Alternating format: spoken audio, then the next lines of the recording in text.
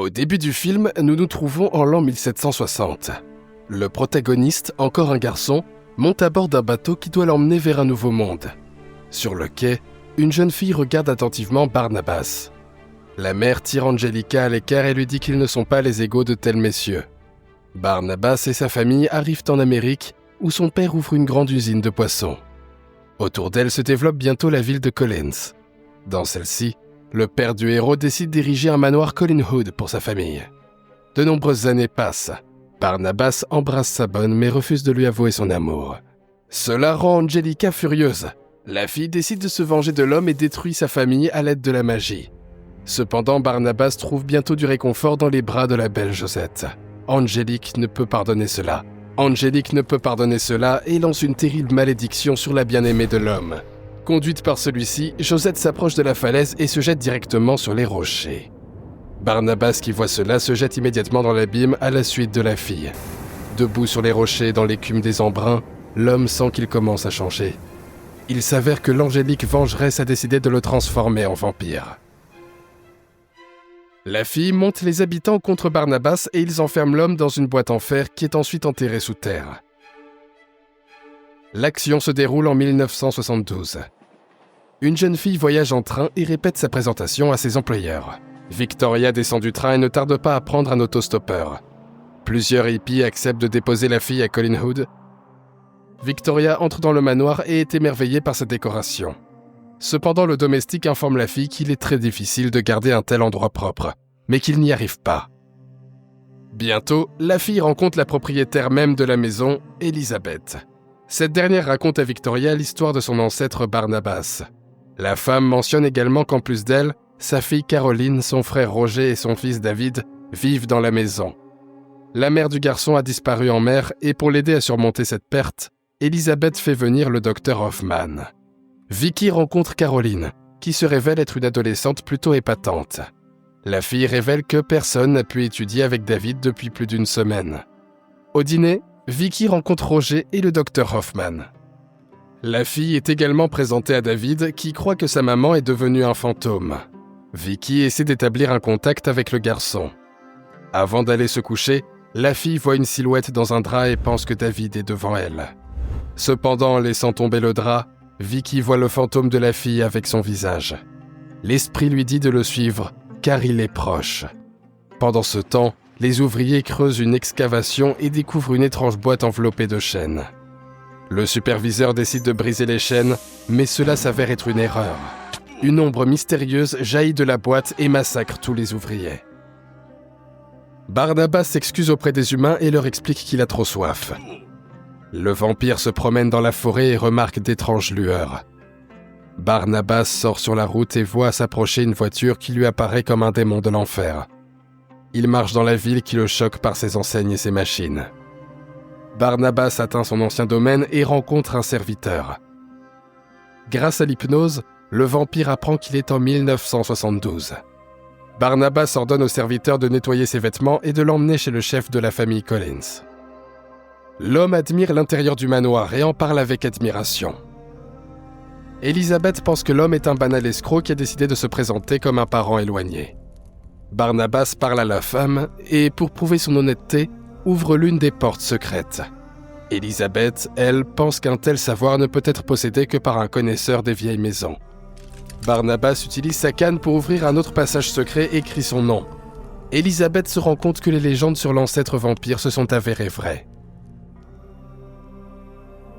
Barnabas escorte la femme jusqu'à une salle qui regorge de trésors rassemblés par son père. Elizabeth accepte d'héberger l'homme pour qu'il fasse à nouveau partie de la famille, à condition qu'il garde le silence sur ses véritables origines. Au cours du petit déjeuner, la femme présente Barnabas comme leur lointain parent d'Angleterre. Il dit qu'il est désolé que l'argenterie familiale ait dû être vendue. Barnabas explique que si c'était vraiment de l'argent, sa main serait en feu à l'heure qu'il est. Elizabeth adoucit les choses en disant que l'homme est très allergique au métal. Barnabas rencontre Vicky et se rend compte qu'elle ressemble beaucoup à son amante d'autrefois.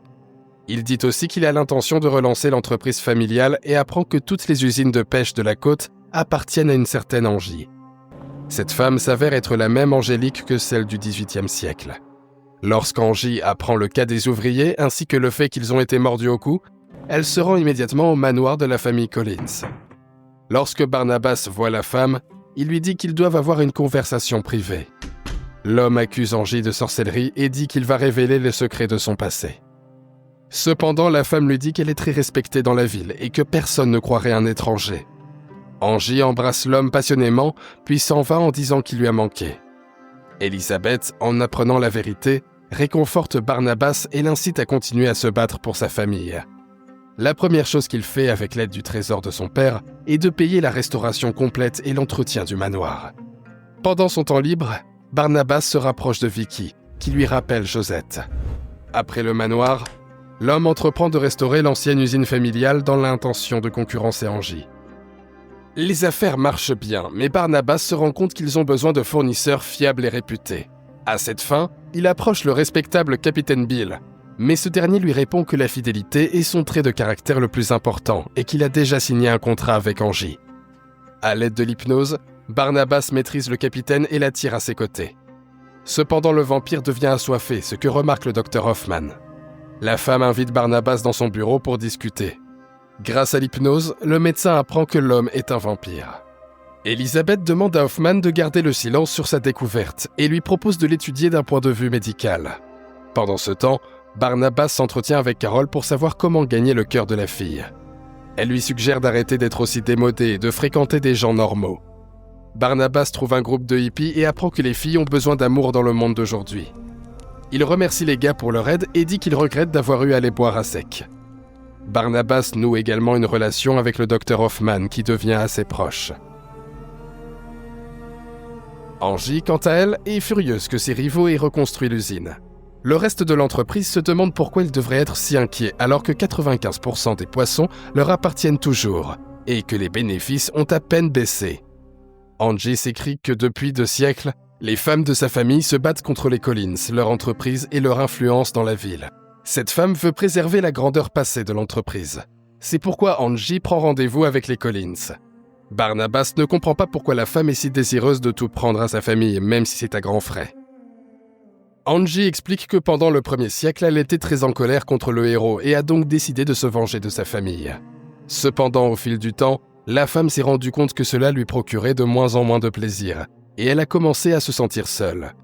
Angie propose à l'homme d'entamer à nouveau une relation avec elle, et alors elle permettra à sa famille de vivre une vie tranquille et sans problème. Devant l'entêtement de Barnabas, la femme jette ses vêtements et dit que dans ce cas, elle n'épargnera ni lui ni la fille qui ressemble tant à Josette.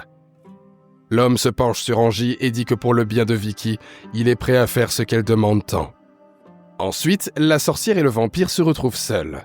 À la fin, Barnabas se sent dévasté et affirme qu'il ne succombera plus jamais à une telle passion. Angie promet que si l'homme ne veut pas être à elle, elle le détruira. À la maison, Barnabas consulte le docteur Hoffman. La femme, à l'aide d'une transfusion sanguine, espère transformer le vampire en humain. La nuit, Vicky fait un rêve. Lorsqu'elle était enfant, ses parents l'ont placée dans une institution parce qu'elle parlait aux fantômes. À son réveil, elle revoit l'ombre de Josette. Le lendemain au petit déjeuner, Barnabas dit qu'il devrait donner un bal pour gagner la sympathie des habitants de la ville. Carol lui rappelle que de nos jours, les gens organisent des fêtes. La fille suggère de mettre en place une boule en verre, beaucoup de néons et d'inviter Alice Cooper. Barnabas promet qu'il remplira toutes ces conditions et organise une fête incroyable. Pendant la fête, l'homme parle à Vicky et apprend le sort de la fille. La fille a été enfermée dans un asile pour avoir vu l'ombre de Josette. En grandissant, Vicky s'est échappée, puis le fantôme lui a indiqué l'annonce d'Elisabeth pour une gouvernante. La fille dit qu'elle ressent un lien avec Barnabas. Ensuite, Vicky embrasse le vampire, mais ils sont vus par la fenêtre par une Angie furieuse. Au matin, Barnabas exulte et se rend chez le médecin pour lui demander d'accélérer le processus de passage à l'état humain. Cependant, il voit qu'Hoffman s'est en fait servi de lui pour devenir elle-même éternellement jeune et immortelle. Barnabas punit brutalement la femme pour cette trahison. Le vampire la jette ensuite à la mer. Le lendemain, Barnabas voit Roger qui tente de voler les objets de valeur de la famille. Le vampire donne à l'homme un choix, devenir un père modèle ou partir avec l'argent. Richard quitte son fils et cela lui brise le cœur. David court et pousse une échelle, provoquant la chute d'une boule de disco sur lui. Barnabas sauve le garçon, cependant il commence lui-même à partir en fumée. Toute la famille se rend compte qu'il n'est pas humain lorsqu'il sort au soleil. Même Vicky commence à avoir peur de lui. Barnabas va voir Angie et lui demande de le rendre humain. La femme dit que c'est impossible et lui propose d'être à nouveau ensemble et de régner sur la ville. Lorsque Barnabas refuse, la femme l'enferme dans une boîte et l'abandonne dans la crypte. Angie propose au vampire de réfléchir une dernière fois à son offre. Pendant ce temps, la femme va détruire tout ce que Barnabas aime. Elisabeth regarde par la fenêtre et voit leur usine restaurée en flammes. David trouve l'homme et le libère, disant que c'est sa mère qui lui a parlé du secret dans la crypte. Pendant ce temps, Angie monte les habitants de la ville contre la famille Collins. Barnabas révèle à tous que la femme est en réalité une sorcière et protège sa famille. Alors qu'Angie désarme le vampire et commence à détruire la maison, elle est soudain attaquée par Carole qui se révèle être un loup-garou. Puis plus tard, Angie est attaquée par le fantôme de la mère de David. Toute la famille s'enfuit de la maison et Barnabas parle à une femme qui est sur le point de perdre la vie. Il est certain qu'Angie ne l'aimait pas, mais souhaitait le posséder. Par la suite, la femme meurt. Barnabas apprend par David que Vicky est partie vers la falaise. Il se précipite à la suite de la fille, craignant de ne pas pouvoir la sauver à temps. Vicky lui répond qu'elle va vieillir et mourir et que Barnabas la perdra tôt ou tard. La fille s'envole alors de la falaise, mais Barnabas parvient à la transformer. Et nous voyons les deux vampires fusionnés dans un baiser éternel. C'est la fin du film. Merci à tous d'avoir regardé ce film jusqu'au bout. Donne un like à cette vidéo et écris dans les commentaires ce que tu penses de ce film. Et à bientôt dans de nouvelles vidéos.